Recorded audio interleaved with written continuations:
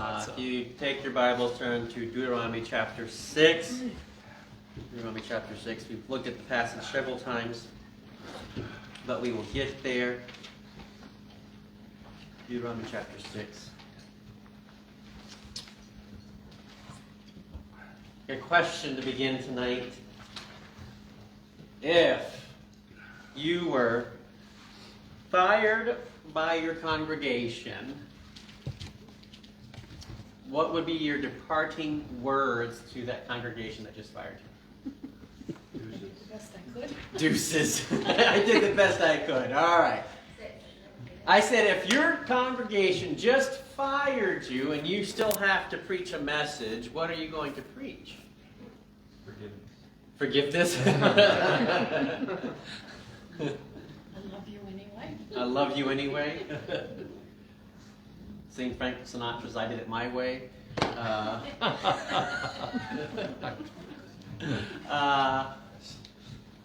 Humility. Humility. Now I ask you this. What did Jonathan Edwards preach to his congregation that just fired him? You're all a bunch of hypocrites. You're all a bunch of hypocrites. Sinners in the hands of an angry God, part 2. A bunch of sinners, a bunch of heathens. No, I'll give you part of what he said. Every Christian family ought to be, as it were, a little church, consecrated to Christ and wholly influenced and governed by his rules. And family education and order are some of the chief of the means of grace. If these fail, all other means are likely to prove ineffectual. If these are maintained, all the means of grace will likely to prosper and be successful. Much more gracious than most of you. His point in saying is family worship is important. He could have preached on anything: grace, humility, forgiveness, to the church that just fired him. And the thing he wanted to impart to the church that just fired him is family worship is important. Deuteronomy chapter 6, verses 4 through 9. Hear, O Israel, the Lord our God is one Lord. And thou shalt love the Lord thy God with all thine heart, with all thy soul, and with all thy might. And these words which I command thee this day shall be in thine heart, and thou shalt teach them diligently unto thy children, and shalt talk of them when thou sittest in thine house, when thou walkest by the way, and when thou liest down, and when thou risest up. And thou shalt bind them for a sign upon thine hand, and they shall be as frontlets between thine eyes, and thou shalt write them upon the posts of thine house, and on thy gates. Family worship was insisted upon by previous generations for many years. John Newton, for instance, author of Amazing Grace, regarded family worship as a duty and a privilege, as well as a universal obligation. A scholar on church liturgy says he attributes the rise of family worship to the new significance given to the family by the reformers, Martin Luther and those following him. You can retrace this idea of family worship all the way back to Geneva and to those of the church fathers. John Calvin in particular there in 1946 and 47. He's speaking of 1 Corinthians 16:19 when he says, we'll read the passage and expound upon that just for a minute. He said, the churches of Asia salute you. Aquila and Priscilla salute you much in the Lord, with the church that is in their house. He said, it's fitting that all families of believers should be organized in such a way as to be so many little churches.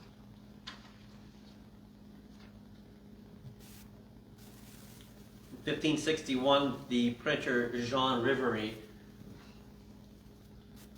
printed a family devotion a family worship book, if you will, to be used morning and evening. From humble beginnings, it said that family worship developed into a normative practice among many Protestants, which teaches that God is to be worshipped. Thomas Manton, in his epistle to the reader, says that a family is the seminary of church and state, and if children be not well principled, there all miscarrieth.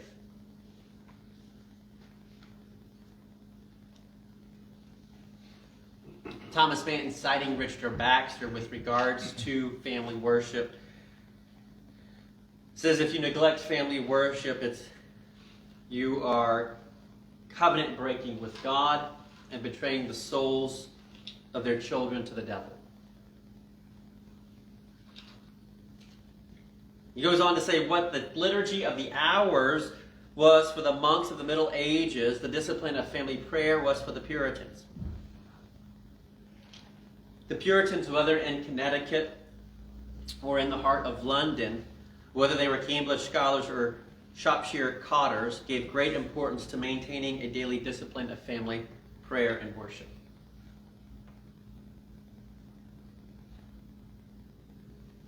And his large book, the Christian Complete Armor, basically dealing with Ephesians chapter 6, and I'm saying it's like this thick book on just Ephesians chapter 6. William Gurnall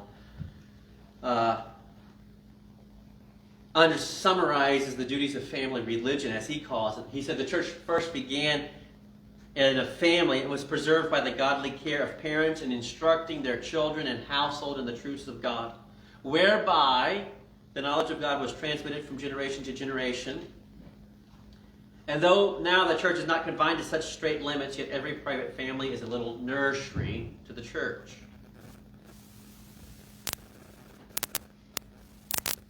Head of household, Matthew Henry urges, must be his prophets, priests, and their kings in their own families, and as such they must keep up family doctrine, family worship, and family discipline.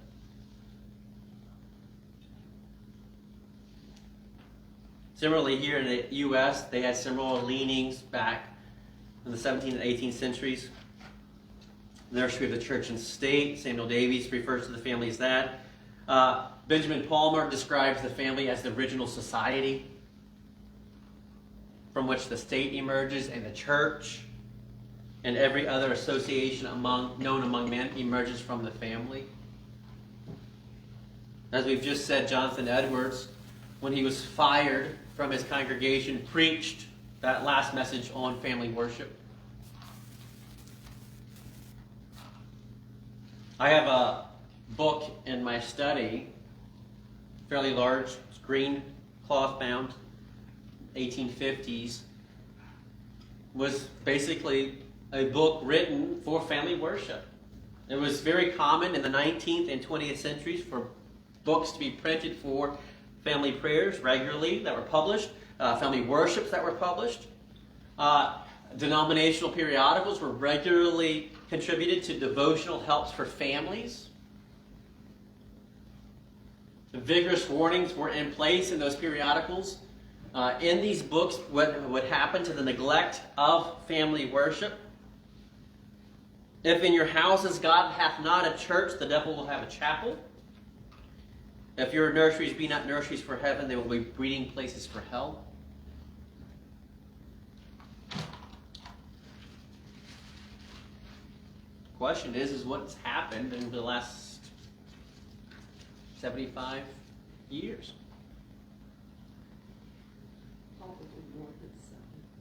Probably more than 75, but yes. So, anyway,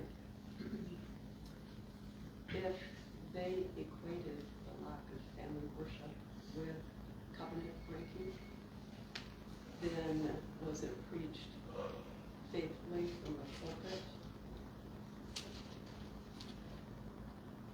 To keep I mean, that there would be some accountability, that families wouldn't be an entity in and of themselves, but that there would be a safety.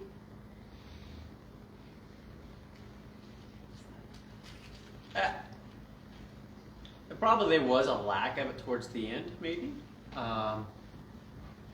It was just so commonplace in the culture. I mean, you have generations of people from the 16th century on until probably the early 20th century where it was just common practice in Christian homes to do family worship. We call it in our home Bible time. Prayer together as a family. Well, I'm thinking there's got to be some connection here to where people who, all right, so having not grown up in the South, when we moved down to Oklahoma, it was called the Bible Belt. Mm-hmm. And as it goes with many things, it became tradition. So perhaps the family worship also became simply a tradition, and the heart and soul of it was no longer there. Yep, very much could be. And then just over time, it's just kind of died out. There is some resurgence in different Christian circles today of bringing this back.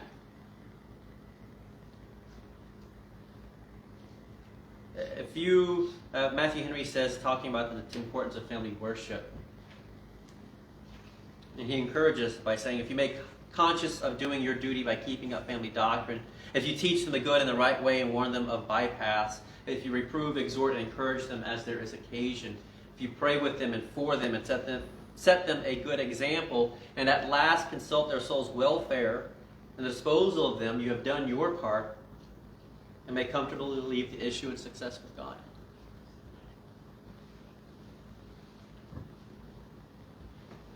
If we were to think about family worship this evening, obviously you would want it to be in your home. And we just read Deuteronomy 6:4-9. The example of parents is crucial, right? If we allow it to be tradition in our home and just a tradition, then obviously children are going to see right through that. If it's our desire to love the Lord our God with all our heart, our soul, and our mind, then our children will pick up on that as well.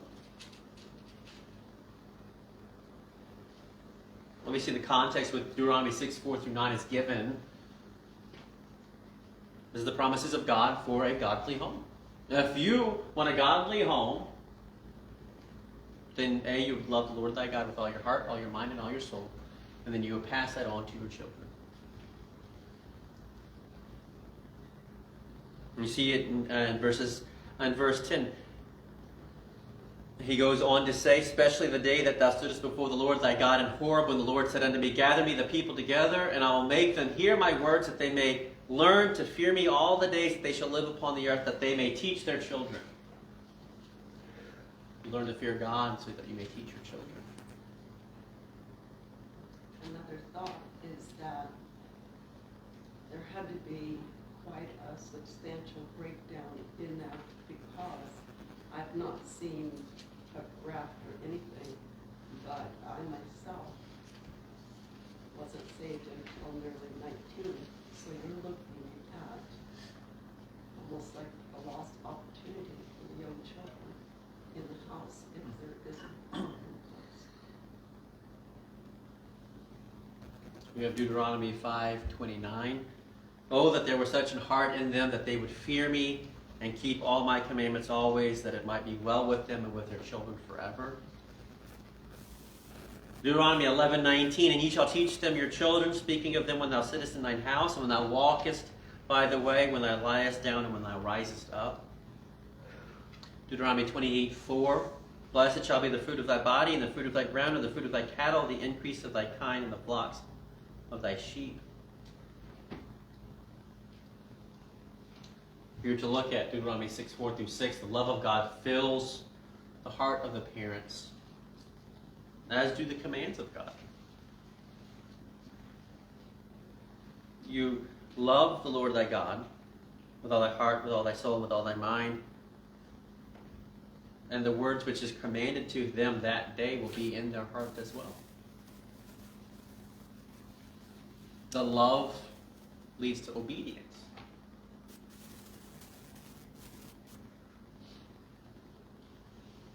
It's interesting though, because oftentimes, do we not? We often try to pursue these things from a legalistic avenue. We get the two inverted. We're going to try to do the commands of God without loving Him. And where does that leave us then? Pharisaical, miserable. The object is to love and then to do.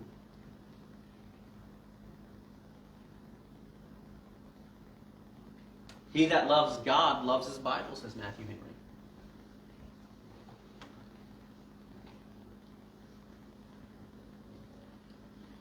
The other problem that may come into this is that for whatever reason, Christianity today has decided to set apart Sunday, which is fine. We'll go to church Sunday, but live like we want to the rest of the week. But what happens to our children when we do that? Christianity is not that important to them. Right? Religion is not a Sunday morning thing which bears no relation to the rest of the week. Rather, it's an all-day, everyday thing. Right? At Deuteronomy 6, 4 through 9, again, when thou risest up and when thou liest down. We do that every day. At least I hope we go to bed and get up in the morning every day. And it's one of those low-hanging fruit goals. I got up in the morning. Makes yourself feel good if you want. That's one of your goals for the day. I mean, when you think of Deuteronomy 6, 4 through 9, one of the thoughts I would think is that as Moses is writing this, is that you're going to talk to your children about God throughout the day. And that, for us as parents, means that we must be thinking about God throughout the day, for us to be able to have conversations with our children about God throughout the day, right? But if we never make mention of God, or Jesus Christ, or the Holy Spirit, right, only on the times that we are saying, all right, let's get ready for church, what does that tell us to our children about the importance of those things?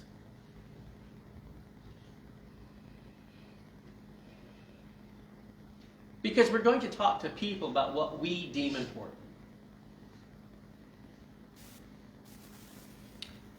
For instance, I have a son that likes to talk about sports.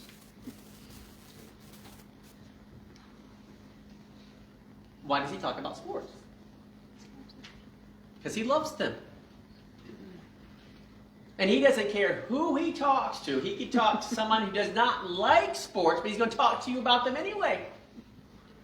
He's going to ask you questions. Why? Because he loves them. And the thing is that he doesn't care if you interact with him or not. He's still going to talk to you about them. And he's not offended if you don't talk to him about it, because he's just going to find somebody else to talk to you about it. And you all know who I'm talking about. Yes!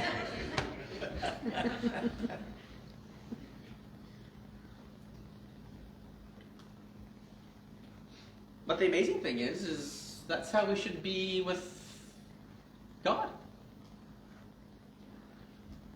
We should be wanting to talk to anybody that has two ears about God, whether they listen to us or not. Why? Because we love God. And we shouldn't get offended if somebody doesn't want to listen, because we'll just go find somebody else to listen.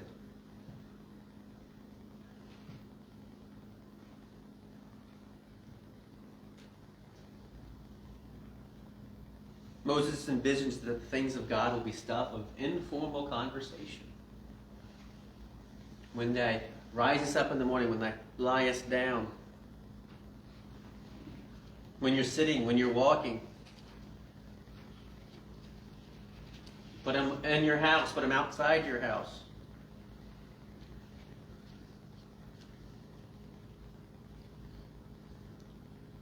Because we, our parents, should be very capable of having these conversations with our children. If we love God. I mean, we can ask the question, how many of us love God? And we would hopefully all of us have uplifted hand and say, I love God. But do you talk to your children about God in those situations? Because if the question is then asked, how often do you talk to your children about God? Probably really shows us how much we love God.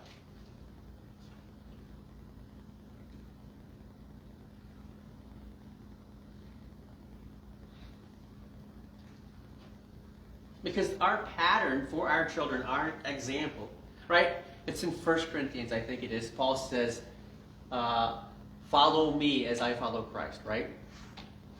I think he also says it in a second place in the epistles, but I'm not quite sure. But I think it is in 1 Corinthians which he says it. Should not be then our desire is for my children to follow me as I follow Christ?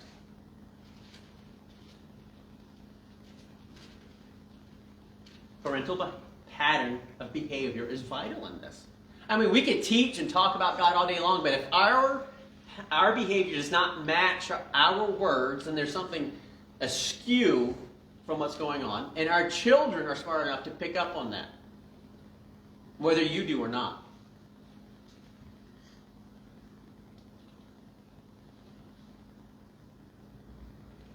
Because parental inconsistency will be exploited quickly.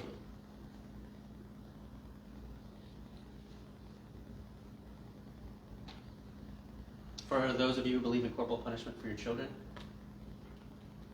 the one day that you are not consistent in dealing that out, they're going to continue to push until you do a deal it out.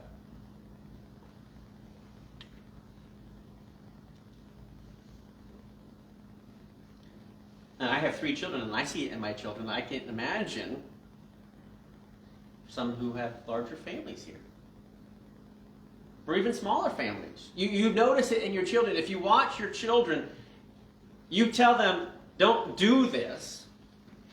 And more often than not, the consequence is they already know the consequence. But if you tell them not to do it, and they do it again and again and again, and there's no consequence that follows,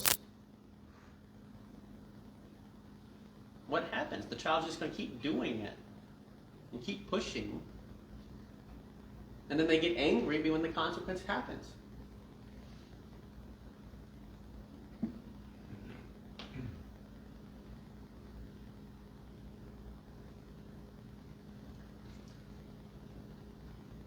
Your evil example will prejudice them more than your instructions and prayers will edify them.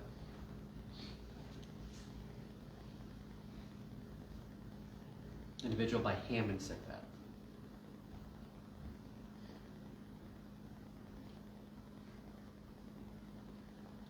Take Psalm 101, for example. Matthew Henry entitles Psalm 101 as the householder's song.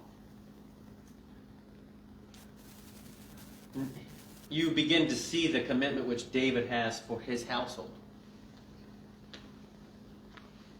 Psalm 102, 101, 2 and 3. I will behave myself wisely in a perfect way. Oh, when wilt thou come unto me? I will walk within my house with a perfect heart. I will set no wicked thing before mine eyes. I hate the work of them that turn aside. It shall not cleave to me.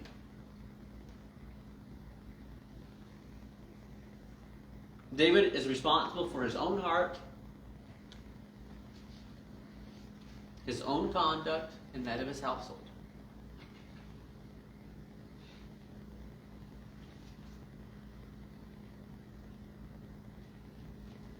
Richard Baxter says they will sooner believe your bad lives than your good words. Thomas Lyle says that they are prone to imitate practices than to learn principles.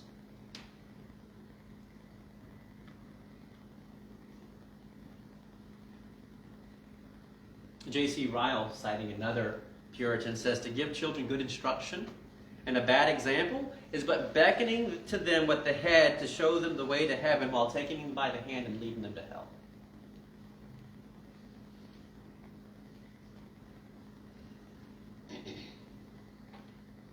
Why? Hypocrisy, right? It's not enough to teach our children good things we have to live it too. It's not enough for me to stand up here and say, you need to be holy if I'm not living a holy life.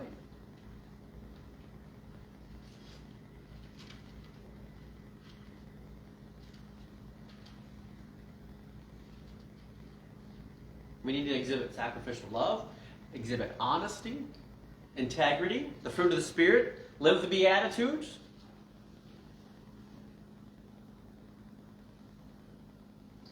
Then we must be committed to doing so.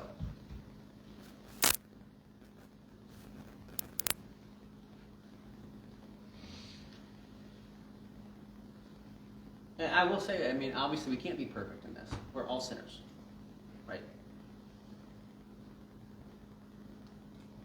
We're all married to sinful people.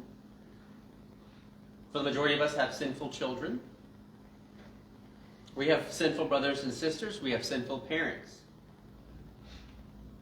That does not mean we don't try. We fall, we confess our sin, we get up and we try again.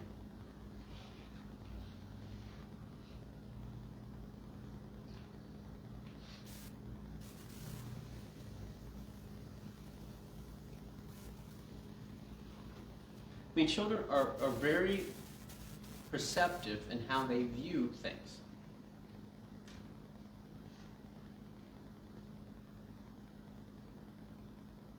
For instance, we're dealing with something with one of my children now. He's asking a question. We won't get into the question tonight. But he's asking a question, and he doesn't understand why A and B don't equal C. It should equal C, but he doesn't understand why A and B doesn't equal C. And the answer is we live in a sinful world.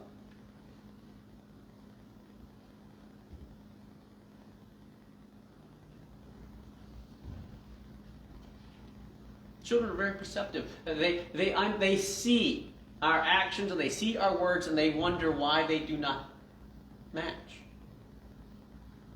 And it may not be children. It could be aunts and uncles. It could be grandparents, brothers and sisters.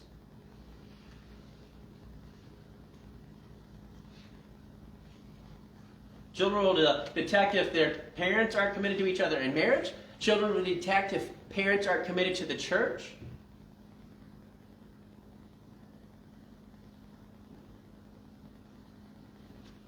How do they, stuff like this, think of the church for instance, how do they know that we're not committed to the church?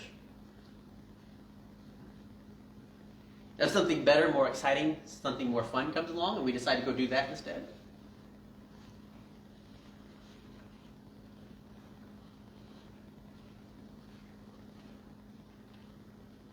It's very interesting here in the state of Maine. One of the things I've learned is weather plays a huge impact on how people come to church. The winter you can't get them to come to church because it's snowing, and in the summertime you can't get them to come to church because it's nice outside.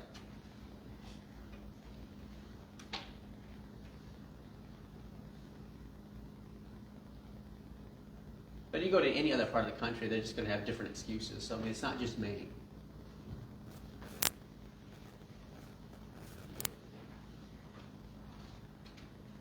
But what we say to our children is important, and we're not getting away from that point. What we teach our children is important, but our actions must meet what we teach.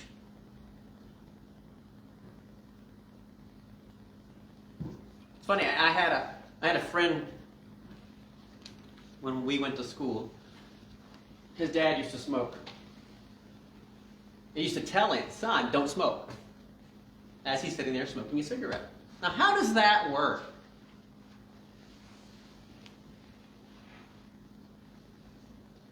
But we're no different if we tell our kids not to do X, Y, or Z, and we're doing it over here, depending on what other bit of advice we give our children.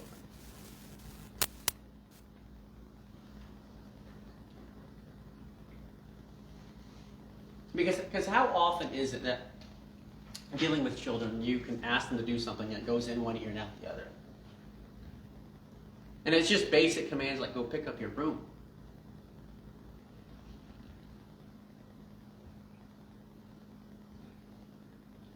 Or stop leaving your clothes in the middle of the floor. But how much more is our children more susceptible if we say one thing and do something else entirely different?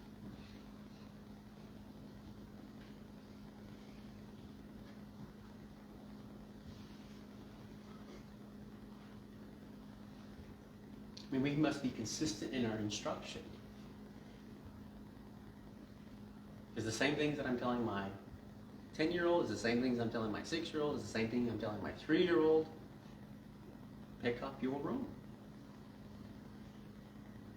And it probably will be the same thing when they turn 18. Pick up your room.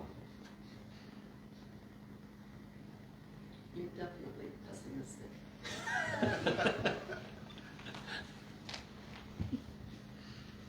And it's a silly illustration, but we must continually, even, I'm sure my parents will say the same thing, they still are probably saying the same thing 30-something years later.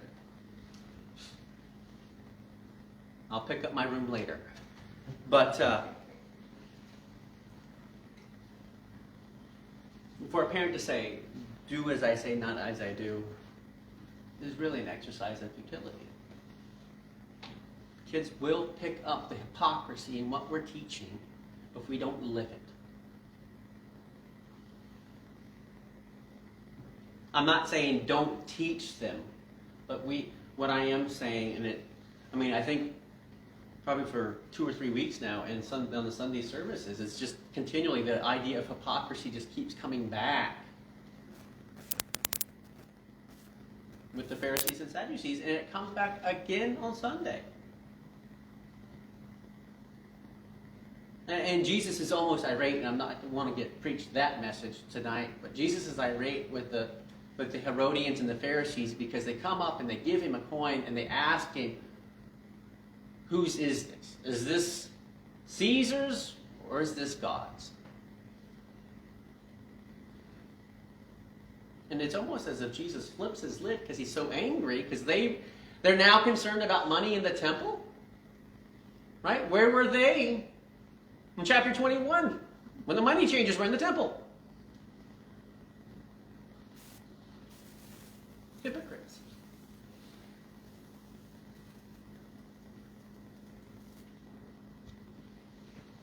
What is being modeled, as one author says, will defeat what is being urged.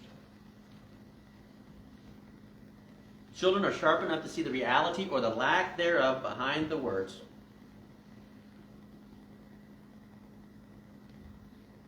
J.C. Ryle, I'll end with this tonight. J.C. Ryle says, do not forget that children learn more by the eye than they do by the ear. No school will make such deep marks on character as home. Imitation is a far stronger principle than memory. Thank you for joining us by way of Facebook. Open up the floor for comments, questions, and thoughts this evening.